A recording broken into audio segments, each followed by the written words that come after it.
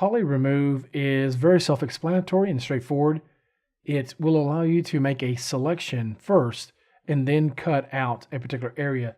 So in this sense, it's a little bit different than the cutoff tool. And I'll use a circular draw mode. I'm going to turn wireframe off for the moment.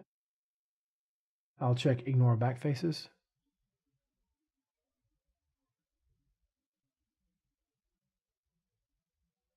And as you can see, cutoff cut all the way through, and that's not what I want. So let's undo that. A way to get around that is to set your depth limit so that it doesn't cut all the way through. It will only go a certain length. But Poly Remove allows you to just quickly select a specific area you want to cut and apply it. So let's go ahead and switch now to Poly Remove. And once more, we can hit our E key and select something like the ellipse or the circle draw mode.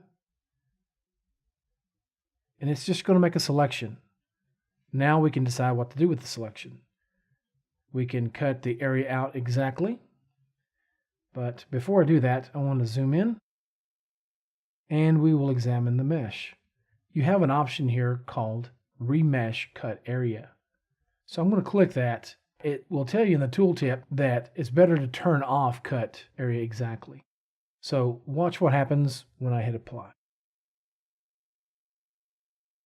If I had a problem area of my mesh, this might be a good tool to utilize, as well as some of the other reconstruction tools. I'll go ahead and undo and switch back to Cut Area Exactly. And I'll turn wireframe off. We have an option to expand the selection or contract it, and then hit modify once we choose the mode. But in this instance, I will leave it as it is and just hit apply.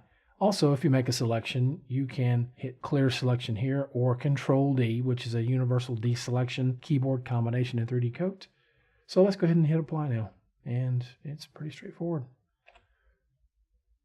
It's a very clean cut.